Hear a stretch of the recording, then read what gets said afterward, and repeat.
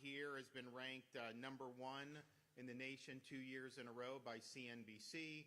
Last year, we were ranked #1 for economy by U.S. News and World Report.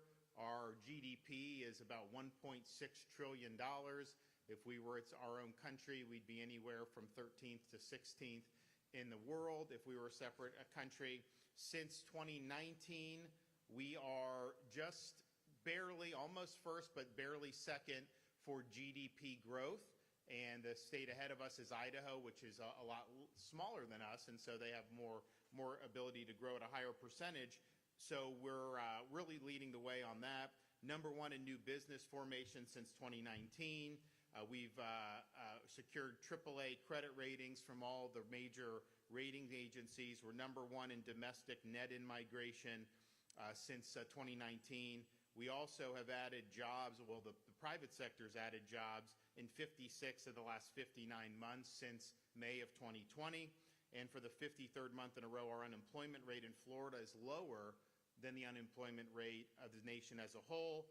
And our over the year private sector job growth rate has exceeded the nation's for 46 of the past 48 months. And these are positive examples of what can be done. Now, we've also achieved this while managing the finances of the state and our budget in a very responsible way. Since I became governor, if you take all the debt that the state of Florida has accumulated in its 180-year history, we've retired 41% of it just in this time period.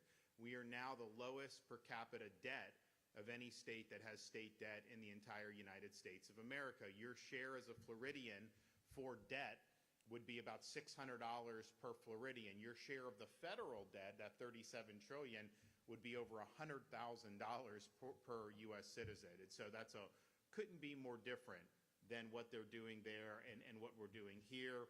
We have also been able to run budget surpluses. We've quadrupled the state's rainy day fund, almost quadrupled it since I became governor in 2019. I mean, I know there's a lot of economic uncertainty. You see the market fluctuating. People are predicting this and that. Look, if I knew what was going to happen, I'd be running a hedge fund, right? And I'd be making a lot more money than I make now. But the reality is we got to prepare for all kinds of contingencies.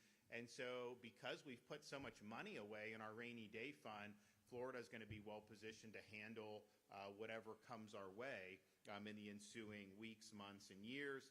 We've also been able to cut taxes by a record amount since I've become governor, and I've been leading the charge now saying, as good as that's been, the best way to provide relief to taxpayers in Florida is to do property tax relief. I think it's very important that people recognize as Florida has boomed, property values have increased, and there's some benefit to that. Obviously, if your home increases in value, your wealth is increased.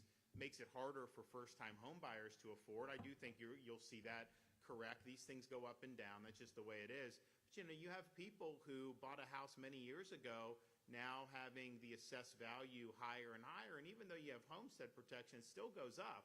And people are paying more and more for property taxes, even when they've paid off their mortgage and everything. And it's almost like you don't even own your property, because if you don't pay rent to the government, they can come and kick you off out of your own house. And so we've said this is something that's really important to people, and we want to do certainly an amendment on the ballot in 2026 to be able to provide Floridians with really meaningful protections against what we've seen happen with property taxes. And I know that there's a lot of people that want to see that. I don't know how much we're seeing interest in that in, say, our Florida House of Representatives. Their view is, rather than just because I want to do property taxes, they don't want to do anything I want to do. And so they're basically trying to roll back what we've done for the last 6 years. But their view is they want to do a tax cut that is 3/4 of a penny of the sales tax, which is going to disproportionately benefit tourists and non-residents. Why would you be cutting taxes on Canadian tourists? I want to cut taxes on Florida homeowners. I'd let the tourists pay more for all I care. It doesn't make any sense. Nobody's asking for this. But I think this is just part and parcel of what the Florida House of Representatives is doing this legislative session. They are the least productive Florida House of Representatives that we have seen in modern Florida history. And I can tell you they're the least productive since I've been governor by a country mile. I mean, it is not even close in terms of what they're doing. One of the things I think it's important to know, they've done this budget, and they're negotiating with the Senate, and the Senate's done a better job on all this stuff, but it is what it is. They submitted a budget that is going to take about $500 million that's earmarked through dock stamps to major infrastructure projects. And the thing is, these are all over the state. They're in St. Lucie County, Indian River, they're in Miami-Dade, they're in all these places. That money is important because people have been planning on these projects. These projects are underway. It also allows us to draw more funding for the project. So it's not just, you may have $5 million for some road project. It's that $5 million triggers even more money. And they're looking to do away with that revenue that has gone to these projects and just dump it into general revenue. Well, that's going to throw those projects into turmoil. Did they campaign on doing that? We've done a lot to advance infrastructure priorities. We're a growing state. We have no choice but to do it, and that has been an important part of how we've been able to accelerate road projects, how we've been able to do improvements at airports and seaports, and nobody has ever talked about diverting those funds to general revenue. No one campaigned on that, but that's what their budget's doing. That will short-circuit projects in almost every community, major community throughout the state of Florida. I got a massive spreadsheet. I'm like, you've got to be kidding me. I'm not sure that they realize that that's what they're doing, but that's what they're doing. Their budget also seeks to defund key elements of our Florida Highway Patrol. They defund body armor. They defund 90 positions. They defunded the pay raises that we had to do. And look, I think they deserve it. I think it's the right thing to do. But it's also, we have to do it if we want to keep good people because they can make more money doing other things. So they've done that. And we were down in Southwest Florida last week. You have these, one was a widow. The other's spouse of a trooper that got shot and survived. And they're just beside themselves that this is going on. But that's what they did in their budget. I was down in Naples yesterday highlighting, if you look over the last 6+ years, one of the things that we've done probably better than has ever been done in Florida is not just talk about, but deliver on a commitment to Everglades restoration and water quality improvements. We've had historic funding. We've either completed or broken ground on over 70 projects just since 2019. We have record amount of water now flowing to the Florida Everglades, down to Florida Bay. The salinity levels are the best they've been in recent times. We've obviated the need to do the types of discharges that you remember in 2016 and 2018 at a Lake Okeechobee that hit the east and west coast of Florida respectively during those 2 years. We're about to bring on the C-43 reservoir, which is west of Lake Okeechobee. We did the C-44 reservoir and completed that, which is on the St. Lucie side of Lake Okeechobee. So all these things have been really, really important. And our economy is really based on water. Our economy is based on making sure that the plumbing of the state is working as God intended it. And we've had huge support for many, many years in both houses of the legislature. Well, the budget for the Florida House of Representatives slashes support for Everglades and water quality by almost $500 million. I mean, that's a massive evisceration. And the question is that what they campaigned on? Did they tell you that? No, a lot of these guys campaigned taking credit for what they had been a part of, and deservedly so, to produce this historic level of support and to make all this progress that has been done.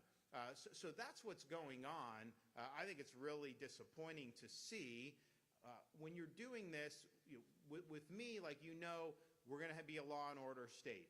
We're going to do Everglades water quality. We're going to make sure we're cutting taxes, that we're paying down debt. We're going to make sure we're doing infrastructure. We're going to make sure we're doing education, school choice. We've raised teacher pay.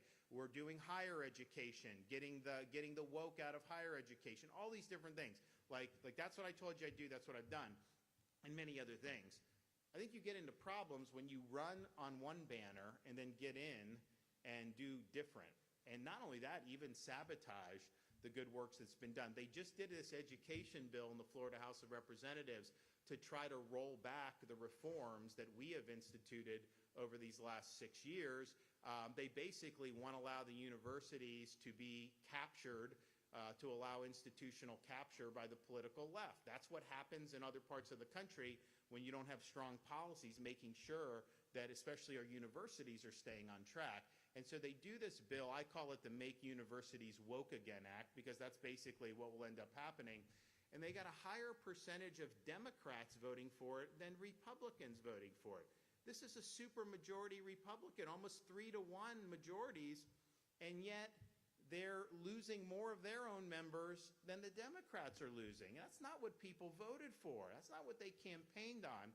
So we see all this, and they're trying to do a lot of undoing litigation and legal reform and tort reform that's been done. And if that agenda were to pass, you would see doctors leaving the state because they want to go after medical. You would see auto insurance rates. We actually have so far in 2025 average of 5% decrease in auto insurance premiums amongst the major carriers. That's not happening, I think, anywhere else in the country. The only reason it's happening is because of the litigation reform, because the cost of a lot of the lawsuits where you sue first, ask questions later, that is no longer being incentivized in Florida, and so it has made this, it's given consumers a break. But they want to overturn that. They want to overturn all this stuff. And I'm just thinking to myself, like, who is asking for this? It's obviously more of a special interest play. So that's just, unfortunately, what's going on there. I know they're discussing the budget, and hopefully they're able to get to a place that makes sense for the people of Florida. But we're not turning back on the progress that we've made. We are not going to turn our back on law enforcement. We are not going to turn our back on Everglades restoration. We're not going to short circuit needed infrastructure programs. We're not going to let up on demanding property tax relief. We're not going to let up on demanding that the House of Representatives address the condo crisis that has been created through legislation that had been passed several years ago by the Florida legislature. You have people that are getting hit with these crushing assessments. They're on fixed income. A lot of them own their condos outright. They can't afford to fork over $100,000. And this is being put forward basically because of policies that were implemented by the Florida legislature. So you have a responsibility to look at that, recognize those unintended consequences, and help people stay in their homes. That's what you should be doing, but they haven't been willing to do that yet either. So which brings us to today. So we have different tools in our toolbox where we're able to promote infrastructure development, economic growth, and workforce training called the Job Growth Grant Fund. It's been very effective. It's been something that we're able to receive a lot of applications for and then make appropriate determinations about what can advance the ball forward. And so I'm proud to be here to announce a number of awards that we're going to be doing. So I'm going to do the awards. We'll have some folks speak. Then we'll do the check presentations after that. So I'm pleased to announce we're awarding $4 million to Indian River State College to support the development of the Institute for Industrial Manufacturing and Production Training. This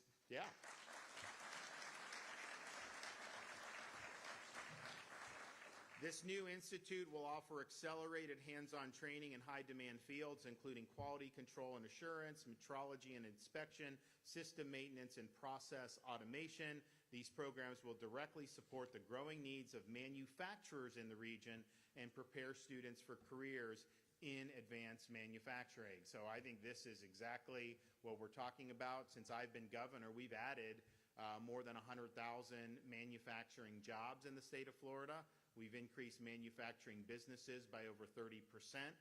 And these are jobs that I think are really meaningful. Some people talk about making things like, there are certain things that are made, like T-shirts in Vietnam. I'm not sure that you'd have a lot of people in Florida that would be lining up to do that. But when you start talking about advanced manufacturing, you're talking about jobs where one person can support a family. This is something that's really, really significant. So I'm glad that we've really become a growing center for manufacturing, and we want to continue to do that as we go forward. Number two, we're awarding $4.9 million to Miami-Dade College to launch new aircraft mechanic training programs. These programs will provide students with a direct pipeline into maintenance, repair, and operations, requiring minimal additional training after graduation. Classes are expected to begin in 2025, with more than 450 students projected to complete the program in the coming years. Now, aircraft maintenance is a huge, huge demand in the state of Florida. I mean, we're definitely the aviation capital of the United States, certainly when you talk about private aviation and all this stuff. So there are a lot of opportunities, but then it also bleeds into things like what's going on in the Space Coast. There's people that go through even high school programs for things like aviation mechanics, and they can get hired by Elon Musk's company, SpaceX, right out of high school. I mean, that's happened. So this is something I think that's really, really meaningful. I'm proud of Miami-Dade for stepping up and offering students this really important opportunity. In addition to the workforce development grants, we're also going to make two targeted infrastructure investments. First, $2.1 million to the Sebring Airport Authority to reconstruct and resurface nearly 3/4 of a mile of Webster Turn Drive, a key roadway serving the industrial area of the multimodal logistics center. This will help with logistics efficiency and better connect local businesses to the airport. Their anticipated jobs are 100 new jobs, fiscal impact of $3.4 million once this project is complete. And finally, we're awarding $3.5 million to Wakulla County for the development and construction of 2 new county-owned buildings at Opportunity Park. These facilities, measuring 100,000 and 150,000 square feet, will attract high-skill, high-wage jobs in targeted industries and to further support economic growth in the region. This builds on the $4.5 million awarded to Wakulla County in December of last year through our Rural Infrastructure Fund. Today's investments in infrastructure are projected to have an economic impact of more than $13 million, and our investments in workforce development will provide up to $64 million in wages for participants of these new programs. So our commitment to economic opportunity, economic growth, strong infrastructure, which serves as a foundation of both of those, remains very steadfast. And today is a great day to deliver these awards. And I want to bring up our Commerce Secretary, Alex Kelly, who will say a little bit more about that. And then we'll hear from Dr. Moore from right here. Thanks.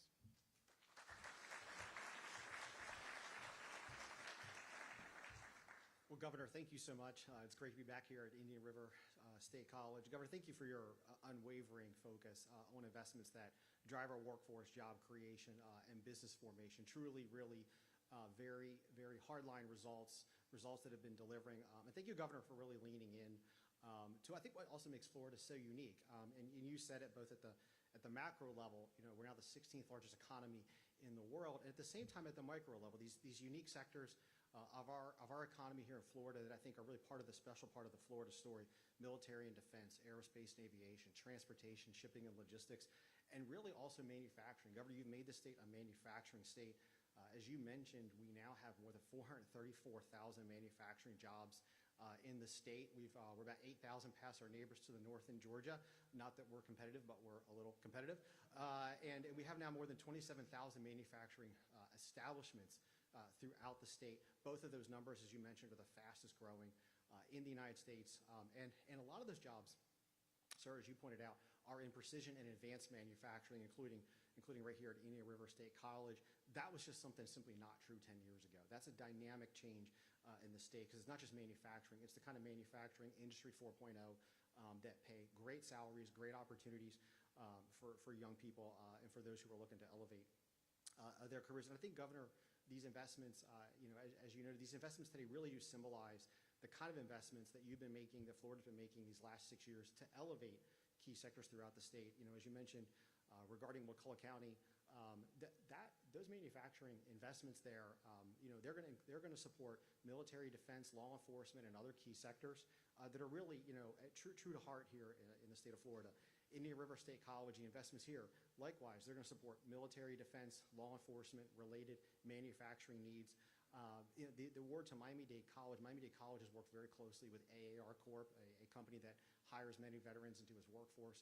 And both here at Indian River and at Miami-Dade, these young people going into these programs, these programs were designed with industry partnering. These young people are going straight into $60,000, $70,000, $80,000 a year jobs with great with career opportunities after that. And frankly speaking, the Miami-Dade investment too in airframe and power plant mechanics is absolutely critical. Governor, as you mentioned, the state is just booming with its growth in aerospace and aviation. The kind of sophisticated work that we need that workforce to do, whether it's on the body of aircraft and aerospace vehicles, or whether it's the unique and challenging and evolving systems within the aircraft. We absolutely need that airframe and power plant mechanic workforce. And the Sebring Airport Authority, Sebring Airport, I had a chance to go to the Sebring Airport about a year ago. And while we're talking about an airport, we're actually talking about also one of the really most impressive manufacturing hubs that I've seen in southern central Florida. And really that investment is going to help build out, I think, an inland port concept there that's going to end up serving and supporting a lot of our ports around the state as product can move off those ports to that inland port and then be distributed from there, and of course to support the manufacturing that's there. And I'll say, Governor, we just really want to thank you again for your intentional focus and your leadership on these key drivers. Not just infrastructure and workforce, but infrastructure and workforce in a way that's going to absolutely accelerate job creation, accelerate what communities can do to achieve their own vision for themselves, and really give Floridians, young and old alike, a chance at great careers. I had an opportunity to visit each one of these partners. Dr. Moore, you and your team and the team at Miami-Dade College quite frequently. And I can say this about all four partners in Wakulla, in Highlands, here in the Treasure Coast, and in Miami-Dade. These are four partners who absolutely, I'm going to paraphrase you, sir, they move with velocity and purpose to create opportunity to secure our state and secure our nation. So again, thank you, Governor, for your leadership, and thank you, everyone.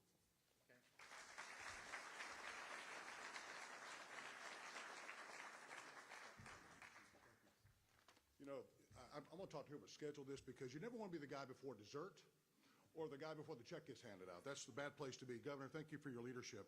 Ladies and gentlemen, I'm Timothy Moore, President of Indian River State College. My honor to have you here today. Governor, thank you for taking your time on a very busy schedule. There's a lot of places you could be, but you chose to be here with us in the Treasure Coast and Okeechobee to talk about economic investments and leadership from your office. I want to take a few minutes, sir, with privilege to introduce my Board of Trustees that are present here today. These people volunteer their time with us. The governor appoints them, the Senate confirms them, and they dedicate a lot of time, a lot of effort, a lot of leadership to making sure this college is resourced and properly aligned with the governor's vision of how we're going to drive workforce in the future of this state for many decades to come. So Krista Luna is our chair. Krista, thank you so much, ma'am, for your leadership out of Okeechobee County. Thank you. Ms. Susie Karen here from St. Lucie County. Susie, thank you, ma'am.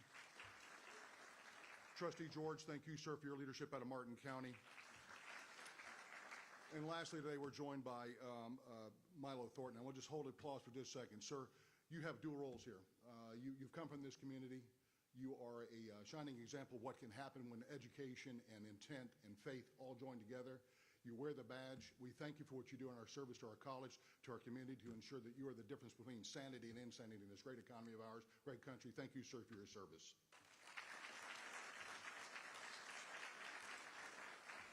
I'm going to put a little shine on the boss here for just a second. Sir, your leadership has been transformative. I came here in 2020. We're in the middle of a pandemic. You were unwavering. You are a fact-based leader that made decisions not with emotion, but based on the fact predicate of what was the right thing to do for citizens and their liberty. That's remarkable. Hurricanes. Governor basically says, hold my beer, I'll put that bridge up in 3 days, here we go, and he's gone. It's a great thing, sir. Your leadership has been transformative. And you're doing the same thing with workforce. Workforce is remarkable because it is transformative. We in this college take people at their God-given level and produce skills to get them into the workforce and change their lives. Sure, they become productive citizens because of your leadership. I also want to point out the governor is a military service member, one of only 6 governors in the nation. Well, not the one in Minnesota, but nonetheless. Sir, thank you for your service. Might not have been the branch of service. I would prefer Army is better than Navy, but nonetheless. Hang on now. We're not going to get into an argument here right now. Also, sir, with your permission, I'd like to give a shout out to Lieutenant General Frank Labuti, a U.S. Marine Corps retiree. Frank's got some health challenges. We give him a shout out and Godspeed because he is an essential part of our foundation leadership as well. Sir, we're honored to receive this award from you and your office, Secretary Kelly. Thank you for your leadership, sir. It's awesome. We're here to increase the workers that are prepared to enter this workforce, make money, do things. We're also proud to support the marine and aviation and the Second Amendment-based industries in our state because that's the foundation of our Constitution. And, sir, we wouldn't be able to do this without your leadership. You sit there and deliberately drive equation to make sure that opportunities occur for all of us in the state of Florida, and I cannot commend you highly enough for that. The session's a little chippy this year. The governor alluded to that.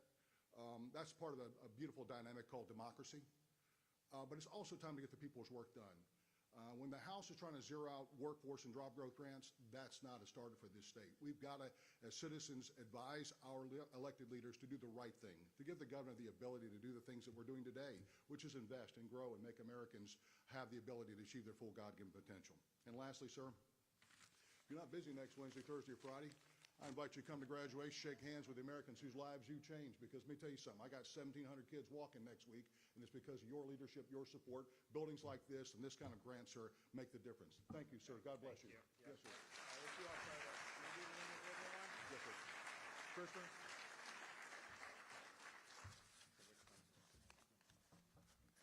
Chair Looney, you know the governor?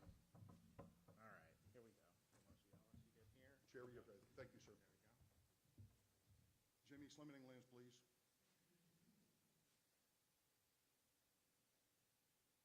All right, good job. Thank you, There sir. go. Yes, sir. Thank you. All right, Miami-Dade.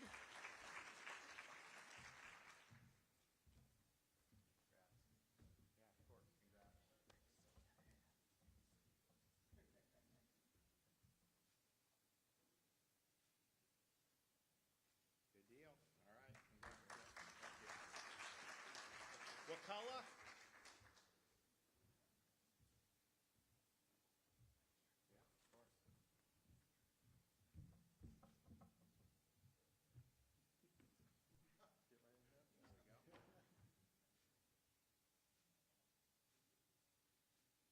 Good deal. Congratulations. All right, Sebring. Congrats. Yep.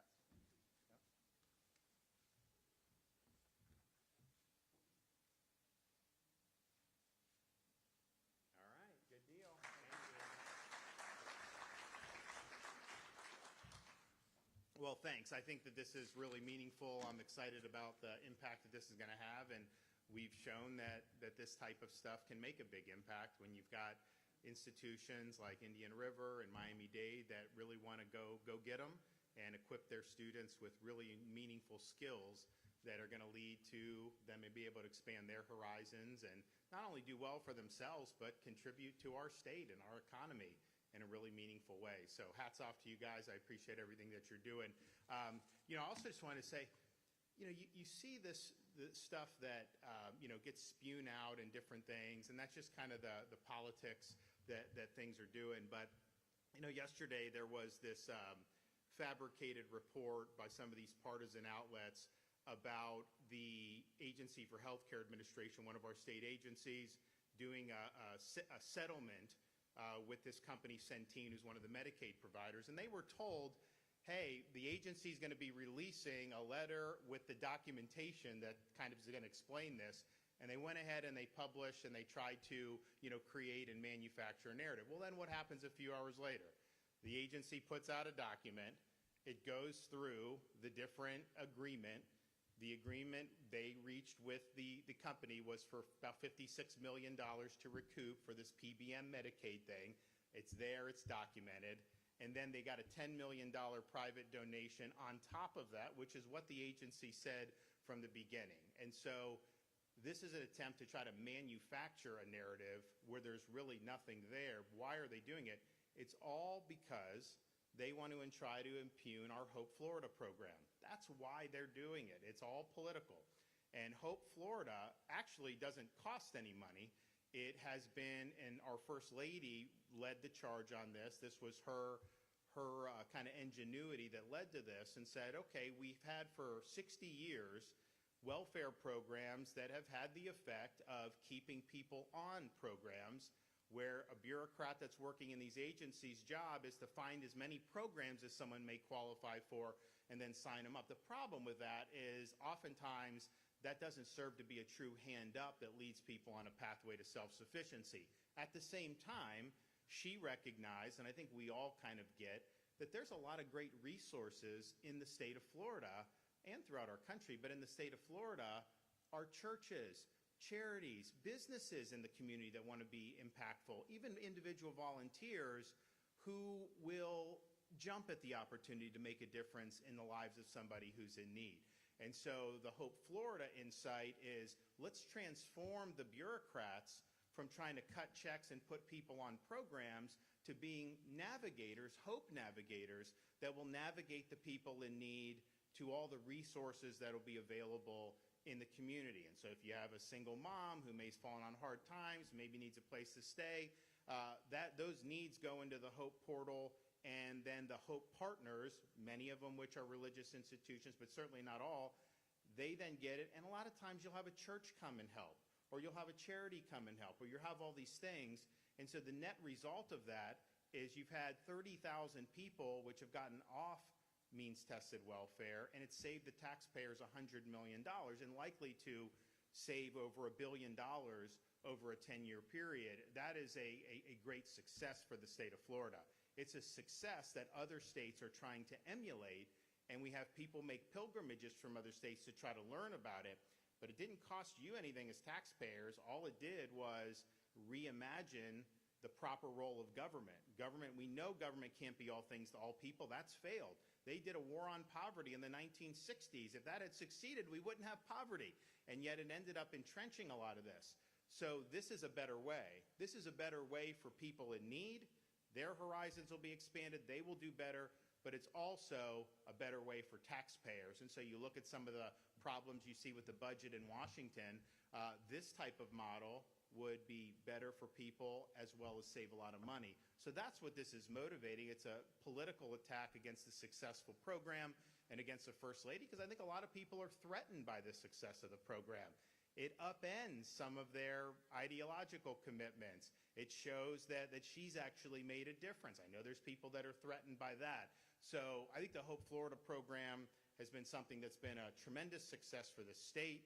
We want to continue to build off that, and we are going to be making announcements to do just that. So when you're over the target, people come at you, but this program has been successful, and I'm proud of all the good that it's done. Okay, have any questions out there? Yes.